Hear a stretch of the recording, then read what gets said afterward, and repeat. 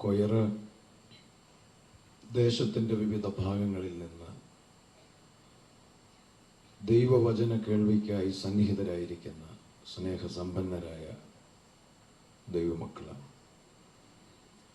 ശബ്ദപരിധിയിൽ ഞങ്ങളെ ശ്രദ്ധിക്കുന്ന നല്ലവരിൽ നല്ലവരായ നാട്ടുകാർ ഏവർക്കും ക്രിസ്തുയേശുവിൻ്റെ നിസ്തുല്യ നാമത്തിൽ എൻ്റെ സന്ധ്യാവന്ദനം. ഇപ്രാവശ്യത്തെ വിട്ടിയാർ കൺവെൻഷനിൽ ദൈവവചന ശുശ്രൂഷയ്ക്കായി എന്നെ ക്ഷണിച്ച കർത്തൃദാസൻ ലാസർ അവറുകളോട് ഹൃദയംഗമായി എനിക്കുള്ള നന്ദിയെ പ്രാരംഭമായി ഞാൻ അറിയിക്കുന്നു. ഇവിടെ സംഗീത ശുശ്രൂഷ ചെയ്തുകൊണ്ടിരിക്കുന്ന സഹോദരങ്ങളോടൊരുമിച്ച് കേരളത്തിൻ്റെ വിവിധ ഭാഗങ്ങളിൽ ഒരുപാട് വേദികൾ പങ്കിടുവാനുള്ള അവസരം എനിക്കിതിനു മുൻപ് ലഭിച്ചിട്ടുണ്ട്. അനുഗ്രഹീതരായ ആ സഹപ്രവർത്തകരെ ഓർത്ത് സന്തോഷത്തോടെ ദൈവത്തിന് സ്തോത്രം ചെയ്യുന്നു. ഇന്ന് രാത്രിയിലത്തെ നമ്മുടെ അല്പനേരത്തെ ദൈവവചന ധ്യാനത്തിനായി വിശുദ്ധ ലൂക്കോസിന്റെ സുവിശേഷം 5-ാം അധ്യായം 1 മുതൽ 4 വരെയുള്ള വാക്യങ്ങൾ വായിക്കുവാൻ താല്പര്യപ്പെടുന്നു. ലൂക്കോസിന്റെ സുവിശേഷം 5-ാം അധ്യായം 1 മുതൽ 4 വരെയുള്ള വാക്യങ്ങൾ. അവൻ ഗന്നസരത്ത് തടാകത്തിന്റെ കരയിൽ നിൽക്കുമ്പോൾ പുരുഷാരം ദൈവവചനം കേൾക്കേണ്ടതിന് അവനെ തിക്കിക്കൊണ്ടിരിക്കയിൽ 2 പടക് കരയ്ക്കടുത്ത് നിൽക്കുന്നത് അവൻ കണ്ടു. അവയിൽ നിന്ന് മീൻപിടിക്കാർ ഇറങ്ങി വല കഴുകുകയായിരുന്നു. ആ പടകുകളിൽ ശിമോനുള്ളതായ ഒന്നിൽ അവൻ കയറി. കരയിൽ നിന്ന് അല്പം നീക്കണം എന്ന് അവനോട് അപേക്ഷിച്ചു. അങ്ങനെ അവൻ പടകിലിരുന്ന് പുരുഷാരത്തെ ഉപദേശിച്ചു. സംസാരിച്ചു തീർന്നപ്പോൾ അവൻ ശിമോനോട് ആഴത്തിലേക്ക് നീക്കി മീൻപിടുത്തത്തിന് വലയിറക്കുവീൻ എന്ന് പറഞ്ഞു. ഒരു വാക്കുകൂടെ പ്രാർത്ഥിക്കേണ്ടതിന് എല്ലാ ദൈവമക്കളും ഒരു നിമിഷം കൂടെ തലകളെ വണക്കുക. പ്രാർത്ഥിച്ച് പരിചയമുള്ള ദൈവമക്കൾ, പ്രാർത്ഥിക്കുന്നവർക്ക് വേണ്ടി പ്രവർത്തിക്കുന്ന ദൈവത്തെ അനുഭവിച്ചുകൊണ്ടിരിക്കുന്ന ദൈവമക്കൾ ഈ പ്രാർത്ഥനയിൽ ആത്മാർത്ഥമായി പങ്കെടുക്കട്ടെ. അധരങ്ങൾ ഒന്ന് ചലിപ്പിച്ച് ദൈവത്തിന് ഒരു നിമിഷം കൂടെ ദൈവമക്കൾ മഹത്വം കൊടുക്കുക. Hallelujah, praise the Lord, praise the Lord, praise the Lord. എന്തുകൊണ്ട് സുവിശേഷ യോഗങ്ങളിൽ ദൈവമക്കൾ പ്രാർത്ഥിക്കണം? പൗലോസ്ലീഹ ഇങ്ങനെ പറഞ്ഞിരിക്കുന്നു, ദൈവവചനത്തിന്റെ പ്രകാശനം ഹൃദയങ്ങളിൽ വെളിപ്പെടുന്നതിനെതിരെ ഈ ലോകത്തിന്റെ ദൈവം പ്രവർത്തിച്ചുകൊണ്ടിരിക്കുന്നു. അവിശ്വാസികളുടെ കണ്ണ് കുരുടാക്കി വച്ചിരിക്കുന്നു. ഈ വാക്യത്തിന്റെ ഗൗരവം അറിയാവുന്നവർ ഇതിനകത്തിരിപ്പുണ്ടെങ്കിൽ ദൈവവചനത്തിന്റെ പ്രകാശനത്തിനെതിരെ നിൽക്കുന്ന ഈ ദേശത്തിന്റെ അധിപതിയുടെ മേൽ ആത്മാവിനാലും യേശുവിന്റെ രക്തത്താലും ദൈവവചനത്താലും ജയം പ്രഖ്യാപിക്കുവാൻ കൃപ പ്രാപിച്ചവർ ഇതിനകത്തുണ്ടെങ്കിൽ കരങ്ങൾ ചലിപ്പിച്ച ഒരു നിമിഷം ദൈവത്തിന് എല്ലാവരും മഹത്വം കൊടുക്കട്ടെ. Glory, hallelujah, hallelujah. Praise the Lord, praise the Lord. ദൈവമക്കളുടെ ആരാധന ദൈവത്തിനുള്ള മഹത്വമാണെങ്കിലും ആർപ്പിടാൻ അതരം തുറക്കുന്ന ജനത്തിൻ്റെ മുൻപിൽ മതിൽ വരെ തകർന്ന ചരിത്രം വചനത്തിലുണ്ട്. ആണ്ടുതോറും നടത്തി വരാറുള്ള ഒരു പ്രോഗ്രാമായി ഈ കൺവെൻഷനെ കാണരുത്. ഈ ദേശത്തിൻ്റെ വിടുതലിനുള്ള ഒരാത്മീക യുദ്ധമായി ഈ യോഗത്തെ കാണുന്നവർ ഇതിനകത്തുണ്ടെങ്കിൽ ആത്മാർത്ഥമായി പ്രാർത്ഥിക്കുക, ആദരങ്ങൾ ചലിപ്പിച്ച്. Hallelujah, praise the lord. ഞങ്ങളുടെ ദൈവമേ, സ്വർഗസ്ഥ പിതാവേ, മനോഹരമായ ഈ സന്ധ്യയ്ക്കായി സ്തോത്രം. വാഗ്ദത്തം പോലെ അങ്ങ് ഞങ്ങളുടെ നടുവിലുള്ളത് കൊണ്ട് ഞങ്ങൾ സന്തോഷിക്കുന്നു. തിരുവെഴുത്തുകളെ ഞങ്ങൾക്ക് തെളിയിച്ചു തരണമേ. പരിശുദ്ധാത്മാവ് ഹൃദയങ്ങളിൽ ക്രിയ ചെയ്യണമേ. വചനത്തിൻ്റെ പ്രകാശനത്തിനെതിരെ വ്യാപരിക്കുന്ന ദേശാധിപതിയുടെ മേൽ ഞങ്ങൾ ഒരുമിച്ചിന്ന് രാത്രി ജയം പ്രഖ്യാപിക്കുന്നു. ഹല്ലേലൂയ. ഈ കോമ്പൗണ്ടിന് ചുറ്റും ദൂതന്മാരെ കാവൽ നിർത്തണമേ കർത്താവേ. നാമത്തെ മഹത്വപ്പെടുത്തണം, യേശുവിൻ നാമത്തിൽ തന്നെ. സാമാന്യ വേദപുസ്തക ബന്ധമുള്ള ആളുകൾക്ക് ഏറെ പരിചയമുള്ള ഒരു ഭാഗമാണ് നമ്മൾ ഇവിടെ വായിച്ചത്.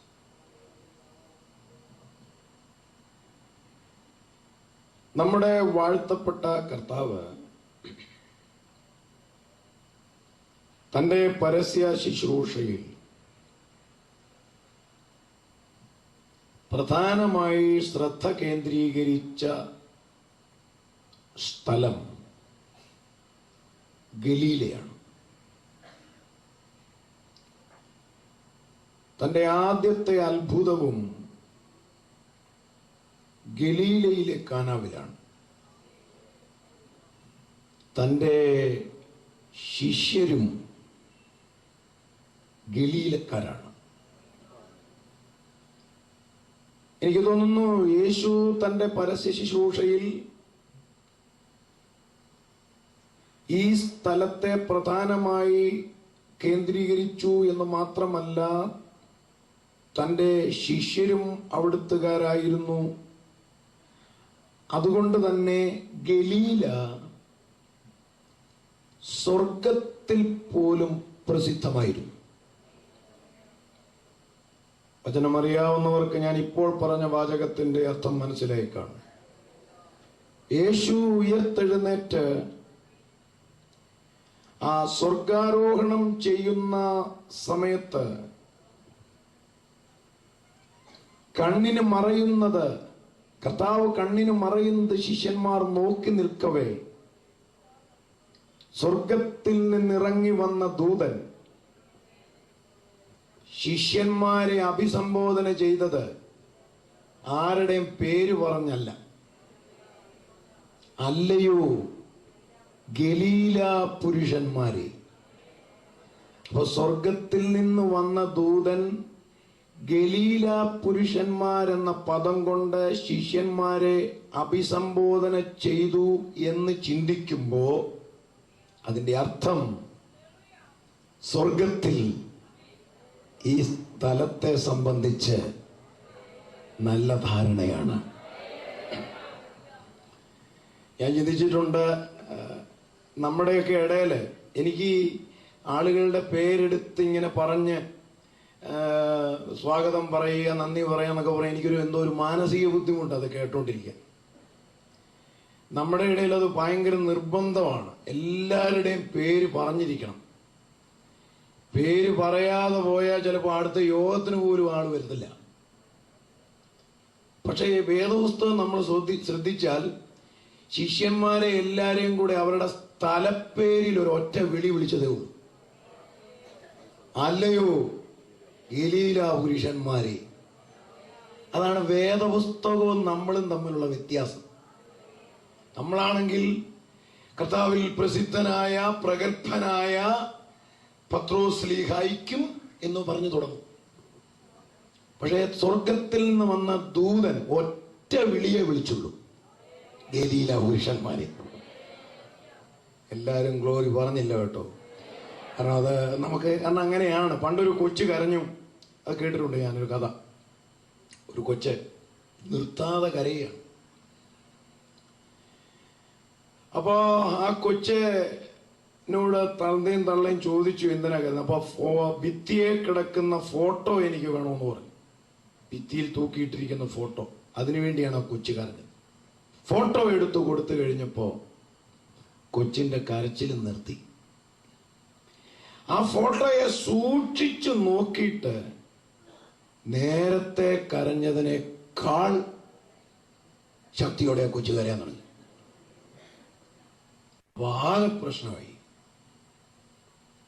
കാര്യം കൊച്ചിനോട് കാര്യമായി തിരക്കി വന്നപ്പം കൊച്ച് പറഞ്ഞു, എന്റെ ഫോട്ടോ ഇതിനകത്തില്ല. ഈ കൊച്ചുണ്ടാകുന്നതിന് മുമ്പേ എടുത്ത ഫോട്ടോയാ. അപ്പൊ ആ ഫോട്ടോ അപ്പനും അമ്മയ്ക്കും തിരിച്ച് ആ ഭിത്തിയെ തൂക്കിയിടാൻ കൊടുത്തില്ല. കൊച്ചത് എറിഞ്ഞു പൊട്ടിച്ചു. ഒരു കഥയാണെങ്കിലും അതിനകത്തൊരു കാര്യമുണ്ട്. എന്റെ പേരില്ലെങ്കിൽ, എന്നെ പേര് ചൊല്ലി പരാമർശിച്ചില്ലെങ്കിൽ ഞാൻ എറിഞ്ഞു പൊട്ടിക്കും. അതൊരു ആ ഒരു ഇന്നത്തെ ട്രെൻഡ്, അതിനെ നമ്മൾ മറികടക്കണം എന്നുള്ളതാണ് ദൈവമക്കളുടെ ഇടയിൽ എനിക്ക് പറയാനുള്ളൊരു ചിന്ത. അപ്പൊ ഞാൻ പറഞ്ഞത്, ഗലീല പുരുഷന്മാരെ എന്ന് വിളിച്ചതിനെതിരെ പ്രതിഷേധമൊന്നും ഉണ്ടായില്ല എന്ന്. അവർക്കതിൽ അഭിമാനമേ ഉള്ളായിരുന്നു. അവരുടെ നാടിന്റെ പേരിൽ സ്വർഗത്തിൽ പോലും അവരറിയപ്പെടുന്നു. അപ്പോ ഗലീല, 4 സുവിശേഷങ്ങൾ പഠിച്ചാൽ വളരെ പ്രസിദ്ധിയുണ്ടായിരുന്ന, വളരെ പ്രചാരമുണ്ടായിരുന്ന ഒരു സ്ഥലമാണ്. യേശുവിന്റെ ശിഷ്യരിൽ പ്രമുഖരായ പലരെയും കർത്താവ് കണ്ടുമുട്ടിയതും ഗലീല കടൽപ്പുറത്തു വെച്ചാണ്. അത് നമുക്കറിയാം. അല്പം സമയം മുമ്പോട്ട് പോയതുകൊണ്ട് തന്നെ വിശദമായ ഒരു വിശകലനത്തിന് ഞാൻ സമയമെടുക്കാതെ വളരെ വാക്കുകൾ ചുരുക്കി ഈ വായിച്ച ദൈവവചനത്തിൽ നിന്ന് ചില ആത്മീക സത്യങ്ങൾ പങ്കുവെച്ച് ഇരിക്കാൻ ഞാൻ കർത്താവിൽ ശരണപ്പെടുകയാണ്. ഈ ഭാഗം നമ്മൾ വായിക്കുമ്പോൾ യേശു ഗന്നസരത്ത് തടാകത്തിന്റെ കരയിൽ നിൽക്കുന്നു. പുതിയ നിയമത്തിൽ ഗലീല കടലിന്റെ മറുനാമങ്ങൾ എന്ന നിലയിലാണ് ഗന്നസരത്തും തിബരിയാസും നിൽക്കുന്നത്. തിബരിയാസ് കടൽ എന്ന് പറയുന്നത്, ഗന്നസരത്ത് തടാകം എന്ന് പറയുന്നത്, ഗലീല കടൽ എന്ന് പറയുന്നത്, ഇത് മൂന്നും ഒന്ന് എന്ന നിലയിലാണ് പുതിയ നിയമത്തിൽ നമ്മൾ കാണുന്നത്. അപ്പോ ഈ ഗലീല കടൽപ്പുറത്ത് യേശു നിൽക്കുന്നു. യേശു നിൽക്കുന്ന ഈ ഭാഗം നമുക്ക് ഒന്ന് നോട്ട് ചെയ്യാൻ പറ്റും. യേശു ഈ കടൽപ്പുറത്ത് എവിടെയാണ് നിൽക്കുന്നത് എന്ന് നമുക്ക് ശ്രദ്ധിച്ചാൽ മനസ്സിലാവും. കടലിന്റെ ഏതെങ്കിലും ഒരു ഭാഗം ചേർന്ന് നിൽക്കുകയല്ല, കര നോക്കി നിൽക്കുകയല്ല യേശു. കാരണം ആ താഴോട്ട് വായിച്ചാൽ മീൻപിടിക്കാർ ഇറങ്ങി വല കഴുകുകയായിരുന്നു എന്ന് എഴുതിയിട്ടുണ്ട്. അങ്ങനെയെങ്കിൽ യേശു നിൽക്കുന്ന ഇടം എന്ന് പറയുന്നത് ഗലീല കടപ്പുറത്തെ മത്സ്യബന്ധന കേന്ദ്രം എന്ന് വിളിക്കാവുന്ന, വിശേഷിപ്പിക്കാവുന്ന ഭാഗത്താണ് യേശു നിൽക്കുന്നത് എന്ന് നമുക്ക് അടയാളപ്പെടുത്താൻ പറ്റും. എന്ന് പറഞ്ഞാൽ മീൻ വിൽക്കാനും മീൻ വാങ്ങാനും ആളുകൾ എന്നും കൂടി വരുന്ന ഗലീല കടപ്പുറത്തെ ഒരു ഭാഗം, അവിടെയാണ് യേശു നിൽക്കുന്നത്. പിന്നീട് നമ്മൾ വായിച്ചത്, യേശു ഗന്നസരത്ത് തടാകത്തിന്റെ കരയിൽ നിൽക്കുമ്പോൾ അടുത്ത പദം, പുരുഷാരം ദൈവവചനം കേൾക്കേണ്ടതിന് തിക്കിക്കൊണ്ടിരിക്കുന്നു. അവിടെ നാം ശ്രദ്ധിക്കേണ്ട ഒരു കാര്യം, മീൻ വിൽക്കുകയും വാങ്ങുകയും ചെയ്യുന്ന ഈ മത്സ്യബന്ധന കേന്ദ്രത്തിൽ ഈ പുരുഷാരം വന്നത് അതിനല്ല, മീൻ വാങ്ങാനല്ല, വചനം കേൾക്കാനാണ്. അത് ഒരു പ്രത്യേകം ഗൗരവമായി നമ്മൾ കാണേണ്ട ഒരു കാര്യമാണ്. കാരണം വചനം കേൾക്കേണ്ടതിന് അവർ തിക്കിക്കൊണ്ടിരിക്കുന്നു എന്നാണ്. ഈ ഒരു ഗ്രൂപ്പാണ് യേശുവിന്റെ മുമ്പിൽ നിൽക്കുന്ന പ്രധാനപ്പെട്ട ഗ്രൂപ്പ്. യേശുവിന്റെ മുമ്പിൽ വചനം കേൾക്കാനായി തിക്കിത്തിരക്കുന്ന ഒരു ഗ്രൂപ്പ്. ഇവര് മാത്രമല്ല, തൊട്ട് താഴോട്ട് നമ്മൾ വായിക്കുമ്പോ 2 പടക കരയ്ക്കടുത്ത് നിൽക്കുന്നത് അവൻ കണ്ടു. അവയിൽ നിന്ന് മീൻ പിടിക്കാർ ഇറങ്ങി വല കഴുകുകയാണ്. ശ്രദ്ധിക്കണേ,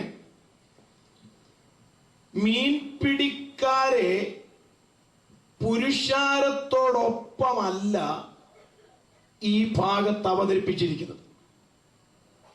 ഒന്നുകൂടെ പറഞ്ഞാൽ, വചനം കേൾക്കാൻ തിക്കും തിരക്കും ഉണ്ടാക്കുന്ന ആ പുരുഷാരത്തോടൊപ്പമല്ല ഈ ഗ്രൂപ്പിനെ അവതരിപ്പിച്ചിരിക്കുന്നത്. അവരെക്കുറിച്ച് പ്രത്യേകം എടുത്തു പറഞ്ഞിരിക്കുന്നു, അവർ വല കഴുകിക്കൊണ്ടിരിക്കുക എന്ന് പറഞ്ഞാൽ വചനത്തിനായി തിക്കും തിരക്കും ഉണ്ടാകുന്ന ആ കൂട്ടത്തിലോ ആ കൂട്ടായ്മയിലോ ഇവരില്ല.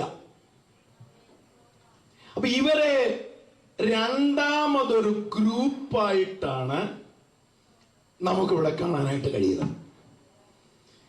ഇനി ഈ 2 ഗ്രൂപ്പിനെ ഒന്നുകൂടെ എന്റെ ശ്രോതാക്കളൊന്ന് ശ്രദ്ധിക്കണം. എന്തുകൊണ്ടാണ് യേശുവിന്റെ മുൻപിൽ ഇത്രയും മനുഷ്യരെ മൊത്തത്തിൽ ഉണ്ടായിട്ടും അവരെ ഒന്നായി അവതരിപ്പിക്കാതെ യേശുവിന്റെ മുൻപിലുള്ള ഈ ആളുകളെ 2ആയി അവതരിപ്പിച്ചിരിക്കുന്നത് എന്തുകൊണ്ടാണ്? വ്യക്തമാക്കാം. പുരുഷാരത്തിനാവശ്യം വചനമാണ്. എന്നാൽ മീൻപിടിക്കാർക്ക് വചനം ആവശ്യമില്ല. ഉണ്ടായിരുന്നെങ്കിൽ മീൻപിടിക്കാരെ പ്രത്യേകം അവതരിപ്പിക്കില്ല. മീൻപിടിക്കാർ ഇറങ്ങി വല കഴുകുകയായിരുന്നു എന്ന് പ്രത്യേകം എടുത്തുദ്ധരിച്ചതിന്റെ കാരണം എന്താ? അവർ ഈ കടപ്പുറത്ത് വന്നത് യോഗം കൂടാൻ വന്നതല്ല, അവര് വചനം കേൾക്കാൻ വന്നതല്ല, അവര് മീൻ പിടിക്കാൻ വന്നവരാ. അങ്ങനെയാണെങ്കിൽ മീൻ പിടിക്കാർക്കാവശ്യം മീന. രാത്രി മുഴുവൻ പിടിച്ചിട്ടൊന്നും കിട്ടിയില്ലെന്നുള്ളത് രണ്ടാമത്തെ കാര്യം. ഈ ഗ്രൂപ്പിന്റെ ആവശ്യം മീന. ശ്രദ്ധിക്കണം. അപ്പൊ യേശുവിന്റെ മുൻപിലുള്ള മൊത്തം ആളുകളെ 2ആയി പരിശുദ്ധാത്മാവ് അവതരിപ്പിച്ചിരിക്കുന്നതിന്റെ കാര്യം ഇതാണ്. ഈ ആളുകളുടെ ആവശ്യം 2ആണ്. ഒരു കൂട്ടരുടെ ആവശ്യം വചനമാണ്, ഒരു കൂട്ടരുടെ ആവശ്യം മീനാണ്. അപ്പൊ ആവശ്യങ്ങളുടെ അടിസ്ഥാനത്തിലാണ് യേശുവിന്റെ മുൻപിലുള്ള ആളുകളെ ഇവിടെ നമുക്ക് രണ്ടായി തരംതിരിച്ച് പഠിക്കാൻ കഴിയുന്നത്. ഞാനത് ഒന്നുകൂടെ ഒന്ന് വ്യക്തമാക്കാം. യേശുവിന്റെ മുൻപിലുള്ള ഈ ആളുകളുടെ ആവശ്യത്തെ കുറിച്ച് നമുക്കൊന്ന് ചിന്തിക്കാം. വചനത്തിനായി തിക്കുന്നു, വചനത്തിനായി തിരക്കുണ്ടാക്കുന്നു. വചനം ആത്മാവിന്റെ ഭക്ഷണമാണ്. ഹല്ലേലൂയ. അത് അനുഭവിക്കുന്നവർ ഇതിനകത്തിരിപ്പുണ്ട്. എൻ്റെ വ്യക്തിപരമായ അനുഭവം അത് തന്നെയാണ്. എൻ്റെ വ്യക്തിപരമായ അനുഭവം. ഇന്ന് 2 സഭായോഗം, ഉച്ചവരെയുള്ള സമയം കൊണ്ട് 2 സഭായോഗം നടത്തിയൊരു ഉപദേശിയാണ് ഞാൻ. സത്യം പറഞ്ഞ രാവിലെ ഒന്നും കഴിക്കാതെ 7:30 മുതൽ 9:30 വരെ എറണാകുളം ടൗണിൽ AJ ഹാളിൽ നടന്നു വരുന്ന ഒരു സഭായോഗത്തിൽ രാവിലെ ശുശ്രൂഷിക്കാൻ പോയി. നേരെ വന്ന് ഞാൻ ശുശ്രൂഷിക്കുന്ന സഭയിൽ 12:30 വരെ സഭായോഗം നടത്തി അവിടെ പ്രസംഗിച്ചു. പക്ഷേ എനിക്ക് ഉച്ചയായിട്ടും 12:30 കഴിഞ്ഞ് ഒരു മണിയായിട്ടും ഒരു ക്ഷീണമോ തളർച്ചയോ തോന്നിയില്ല. രാവിലെ ഒന്നും കഴിക്കാതെ ഉച്ചവരെ 2 പ്രസംഗങ്ങൾ കഴിഞ്ഞിട്ടും എനിക്ക് ക്ഷീണം തോന്നിയില്ല. അതുകൊണ്ട് തന്നെ എനിക്കിന്ന് എൻ്റെ അനുഭവത്തിൽ നിന്ന് പറയാൻ കഴിയും, പുറമേ ഉള്ള മനുഷ്യന് ഭക്ഷണം എപ്പോഴും ചെല്ലാതിരുന്നാലും ദൈവമക്കൾ തളരുകയില്ല. അതിന്റെ കാരണം ആത്മാവിന്റെ ഭക്ഷണമായ വചനം ഭുജിക്കുന്നവരാണവർ. വചനത്തിന്റെ ബലം കൊണ്ട് ജീവിക്കുന്നവർ ഇതിനകത്തുണ്ട്. എനിക്കത് നന്നായിട്ടറിയാം. ദൈവവചനത്തെ ആത്മാവിന്റെ ഭക്ഷണമായി കാണുകയും അതാവോളം ഭുജിക്കുകയും ചെയ്യുന്ന ആധ്യാത്മിക പ്രബുദ്ധരെ ഓർത്ത് ഞാൻ കർത്താവിനെ സ്തുതിക്കുകയാണ്. സ്തോത്രം. അപ്പോ ഒന്നുകൂടെ ഞാനത് വ്യക്തമാക്കുകയാണ്. വചനം ആത്മാവിന്റെ ഭക്ഷണമാണെങ്കിൽ പുരുഷാരത്തിന്റെ ആവശ്യം എന്തുമായി ബന്ധപ്പെട്ടതാ? ആത്മാവുമായി ബന്ധപ്പെട്ടതാ. തർക്കമില്ലേ? തർക്കമില്ല ഇവിടെ. കാരണം പുരുഷാരം തിക്കിത്തിരക്കുന്നത് വചനത്തിനായിട്ടാണ്. വചനം ആത്മാവിന്റെ ആഹാരമാണെങ്കിൽ പുരുഷാരത്തിന്റെ വിഷയം ആത്മാവുമായി ബന്ധപ്പെട്ടതാണ്. ഒന്നുകൂടെ പറഞ്ഞാൽ ആത്മാവിന്റെ വിടുതല പുരുഷാരത്തിന്റെ ആവശ്യം. യേശുവിന്റെ മുമ്പിൽ നിൽക്കുന്ന ഒരു ഗ്രൂപ്പ് ഇതാ. എന്റെ ശ്രോതാക്കളെല്ലാം ഇത് മനസ്സിൽ കുറിക്കുക. ആത്മാവുമായി ബന്ധപ്പെട്ട വിഷയം, ആത്മാവിന്റെ വിടുതലുമായി ബന്ധപ്പെട്ട വിഷയം. മീൻ വിൽക്കുന്ന സ്ഥലമാണ്, മത്സ്യബന്ധന കേന്ദ്രമാണ്. അവര് വന്നത് അതിനല്ല.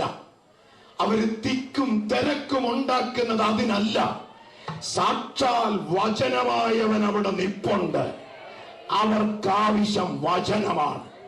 അപ്പോ പുരുഷാരത്തിന്റെ ആവശ്യം ആത്മാവുമായി ബന്ധപ്പെട്ടതാണ്. ആത്മാവിന്റെ വിടുതലാണ് പുരുഷാരത്തിന്റെ ആവശ്യം. രണ്ടാമത്തെ ഗ്രൂപ്പിനെ ശ്രദ്ധിച്ച്, രണ്ടാമത്തെ ഗ്രൂപ്പിനെ കുറിച്ച് ഞാൻ പറഞ്ഞു. അവർക്ക് വചനമല്ല ആവശ്യം. അവര് വചനം കേൾക്കാനല്ല ഈ കടപ്പുറത്ത് വന്നത്. അവര് യേശു വന്ന അന്ന് വന്നതുമല്ല, അവർ തലേന്നേ വന്നതാ. രാത്രി മുഴുവനും മീൻ പിടിച്ചു, ഒന്നും കിട്ടിയില്ല. യേശു വന്ന ദിവസം അവർ വല കഴുകുന്നു. എന്ന് പറഞ്ഞാൽ ഈ വചനത്തിനായി തിക്കിത്തിരക്കുന്ന ആളുകളുടെ കൂടെ അവരെ അവതരിപ്പിച്ചിട്ടില്ല. അതിന്റെ കാര്യം അവർക്ക് ആവശ്യം വചനമല്ല, അവർക്ക് ആവശ്യം മീന. അത് പിടിക്കാനാണ് അവർ വന്നത്. അത് വ്യക്തമാണ്. അത് പ്രത്യേകിച്ച് വ്യാഖ്യാനമൊന്നുമല്ല. ആ ഭാഗം പഠിച്ചാൽ നമുക്കത് മനസ്സിലാവും. ഇനി മീൻ വചനം ആത്മാവിന്റെ ഭക്ഷണമാണെങ്കിൽ മീൻ ശരീരത്തിന്റെ ഭക്ഷണമാണ്.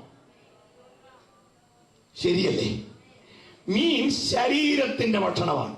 അങ്ങനെയാണെങ്കിൽ ഈ മീൻ പിടിക്കാരുടെ ആവശ്യം ആത്മാവുമായി ബന്ധപ്പെട്ടതല്ല. മീൻ പിടിക്കാരുടെ ആവശ്യം ശരീരവുമായി ബന്ധപ്പെട്ടതാണ്. ശാരീരിക ആവശ്യമാണ് മീൻ പിടിക്കാരുടെ പ്രശ്നം. അപ്പോ മീൻ പിടിക്കാർക്ക് ആവശ്യം, മുൻപ് പറഞ്ഞ വാചക ഘടന അനുസരിച്ച് ഈ ആശയത്തെ അവതരിപ്പിച്ചാൽ മീൻ പിടിക്കാർക്ക് ആവശ്യം ശാരീരിക വിടുതല അല്ലെ? മീൻ ശരീരത്തിന്റെ ഭക്ഷണമാണെങ്കിൽ ആ മീനാണ് അവർ ആഗ്രഹിക്കുന്നതെങ്കിൽ അവരുടെ ശരീരത്തിന്റെ പ്രശ്നം പരിഹരിക്കപ്പെടണമെന്നുള്ള ചിന്തയല്ലേ അവർക്ക്? അതുകൊണ്ടാണല്ലോ വചനത്തിനായി തിക്കിത്തിരക്കുന്ന പുരുഷാരത്തോടൊപ്പം അവരെ അവതരിപ്പിക്കാതിരുന്നത്. അപ്പോ ശരീരത്തിന്റെ വിടുതലാണ് മീൻ പിടിക്കാരുടെ ആവശ്യം. ഇനി ഒന്ന് ശ്രദ്ധിക്കണം, ഇത് രണ്ടും കൂടെ. നമ്മുടെ വാഴ്ത്തപ്പെട്ട കർത്താവ് ഗലീല കടപ്പുറത്ത് നിൽക്കുന്നു. രണ്ട് ആവശ്യങ്ങളുമായി രണ്ടു കൂട്ടർ യേശുവിന്റെ മുമ്പിൽ നിൽക്കുന്നു.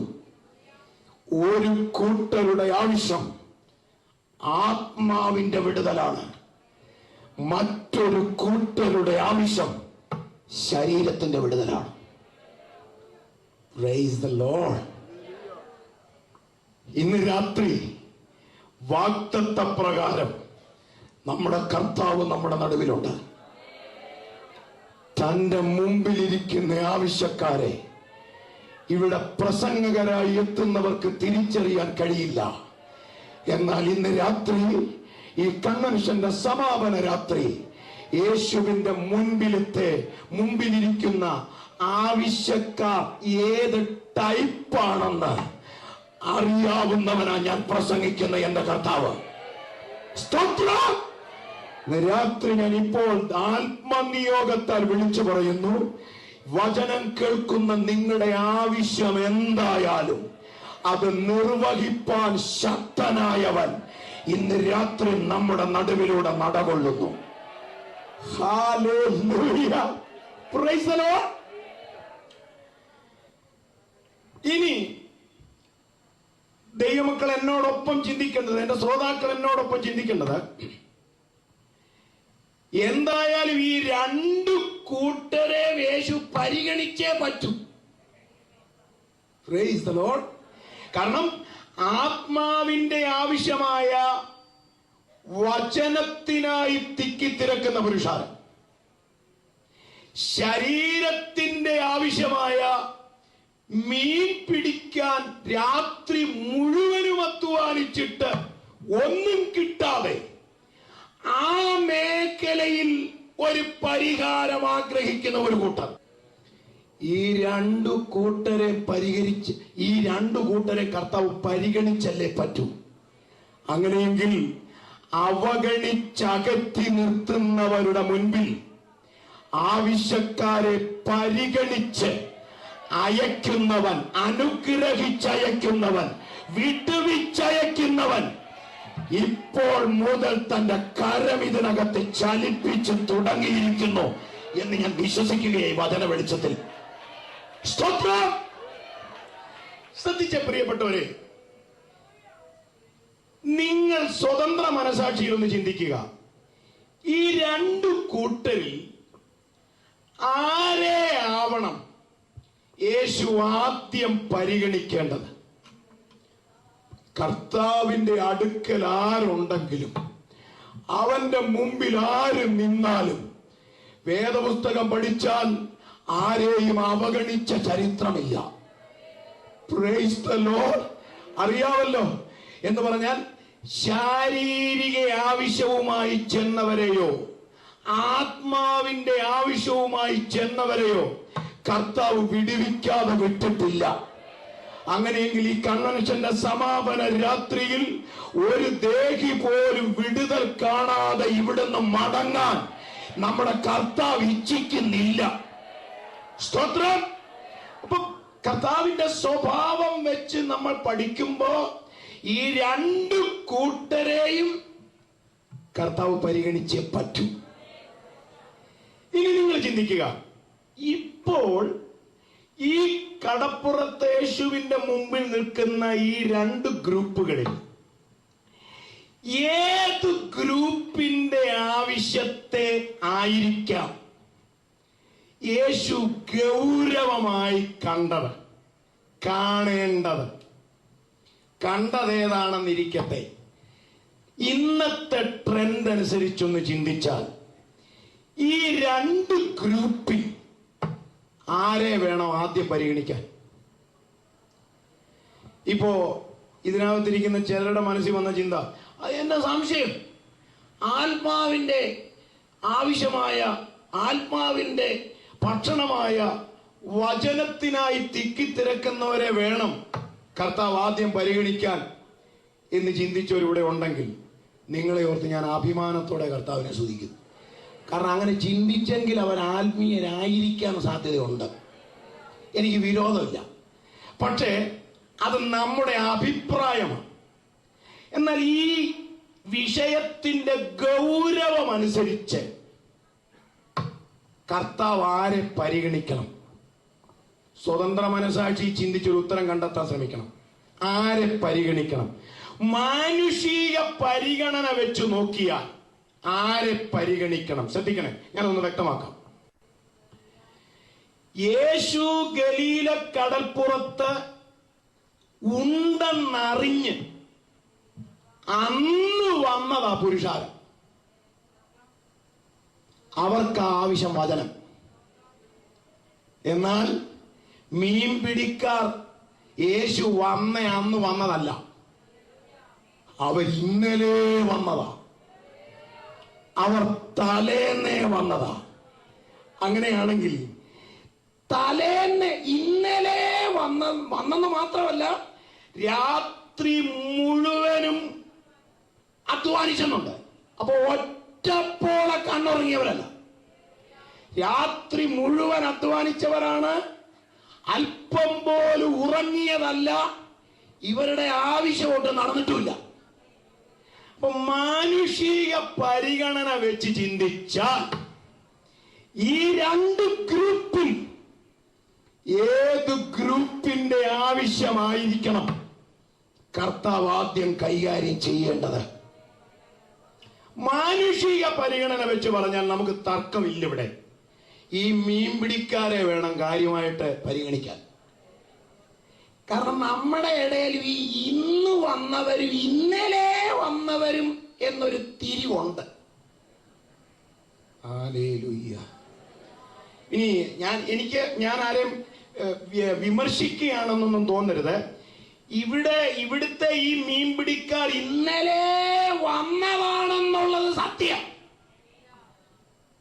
പക്ഷേ ചുട്ട് തിന്നാൻ പോലും ഒരു ചെറിയ മീൻ പോലും ഇല്ല. ഇന്നലെ വന്നെന്ന് പറയുന്നതിൽ കാര്യമില്ല. ഒരു നേരത്തേന് ചൂടാനെങ്കിലും വല്ല ഉണ്ടോ കയ്യില്? ഹല്ലേലൂയ, സ്തോത്രം. പോട്ടെ. അപ്പൊ ശരിക്കും ന്യായമായി ഇവരെ വേണം യേശു പരിഗണിക്കാൻ. കാരണം അവർ ഇന്നലെ വന്നവരാ. അവർ രാത്രി മുഴുവൻ അധ്വാനിച്ചിട്ട് ഒന്നും കിട്ടാതിരിക്കുന്നവരാ. ശരീരത്തിന്റെ ആവശ്യമായ മീൻ അവർക്ക് അത്യാവശ്യമാ. അവരെ വേണ്ട യേശു പരിഗണിക്കാൻ. പക്ഷേ ഈ അധ്യായം ശ്രദ്ധിക്കണം. ഈ ഭാഗം വായിച്ചപ്പോൾ ശ്രദ്ധിച്ചവർക്കൊരു കാര്യം മനസ്സിലായി കാണും. മനുഷ്യവർഗത്തിന്റെ വിടുതലിനോടുള്ള ബന്ധത്തിൽ മാനുഷിക പരിഗണനയ്ക്ക് ഒരു സ്ഥാനവുമില്ല. ഹല്ലേലൂയ. അതിന് ഏറ്റവും വലിയ തെളിവ് ഇവിടെ ശ്രദ്ധിച്ചാൽ അറിയാം. യേശു മീൻപിടുത്തക്കാരുടെ ആവശ്യമല്ല ആദ്യം പരിഹരിച്ചത്, പുരുഷാരത്തിന്റെ ആവശ്യമാണ്. ഒന്നുകൂടെ പറഞ്ഞാൽ, ശാരീരിക വിടുതൽ ആഗ്രഹിക്കുന്ന ആ കൂട്ടരെ അല്ല കർത്താവ് ആദ്യം പരിഗണിച്ചത്. ആത്മീക വിടുതൽ, ആത്മാവിന്റെ വിടുതൽ, ആത്മാവിന്റെ രക്ഷ, അതിനായി കാംക്ഷിക്കുന്നവരെയാ യേശു ആദ്യം പരിഗണിച്ചത്. പ്രിയപ്പെട്ടവരെ, സുവിശേഷത്തിന്റെ വ്യവസ്ഥ അതാണ്. ക്രിസ്തുയേശു പാപികളെ രക്ഷിപ്പാൻ ലോകത്തിൽ വന്നു. അത് വിശ്വാസ്യവും എല്ലാവരും അംഗീകരിപ്പാൻ യോഗ്യവുമായ വചനം തന്നെ. ഇന്ന് രാത്രി ഈ ഭാഗം ഞാൻ പറയുമ്പോൾ ദൈവമക്കൾ അതീവ ഗൗരവത്തോടെ കാണണം. ആത്മരക്ഷയേക്കാൾ വലുതായി, ആത്മാവിന്റെ വിടുതലിനേക്കാൾ വലുതായി ഭൗതിക വിടുതലുകൾക്കും ശാരീരിക വിടുതലുകൾക്കും അമിത പ്രാധാന്യം നൽകുന്നത് വേദപുസ്തകത്തിന്റെ സ്വഭാവമല്ല, അത് യേശുവിന്റെ സുവിശേഷമല്ല. ആമേൻ. എല്ലാരും ഗ്ലോറി പറഞ്ഞില്ല. എനിക്കറിയാം, അത് ഇച്ചിരി ഇന്നത്തെ ട്രെൻഡ് അനുസരിച്ച് എല്ലാവർക്കും ഗ്ലോറി പറയാൻ അല്പം ബുദ്ധിമുട്ടുള്ള ഭാഗമാണ് ഞാൻ ഇപ്പം കൈകാര്യം ചെയ്യുന്നത്. എനിക്ക് നന്നായിട്ടറിയാം. എന്നാൽ ശക്തമായി ഞാൻ ഒരു കാര്യം ഓർപ്പിക്കാം. സുവിശേഷ യോഗം ദൈവമക്കൾ ഇവിടെ ക്രമീകരിച്ചത് സത്യ സുവിശേഷം പ്രസംഗിക്കാനാണ്. ഹല്ലേലൂയ. ജനത്തെ സന്തോഷിപ്പിക്കുന്ന കർണരസമാകുമാറുള്ള കഥ പറയാനല്ല ദൈവസഭയെ ദൈവം ദേശത്താക്കി വെച്ചിരിക്കുന്നത്. കർത്താവ് എന്തു പറഞ്ഞോ അത് പറയാൻ, വചനം എന്ത് വ്യവസ്ഥ ചെയ്യുന്നു അതിനു വേണ്ടി നിൽക്കാൻ, അതിനാ ദൈവം നമ്മെ ദേശത്താക്കി വെച്ചിരിക്കുന്നത്.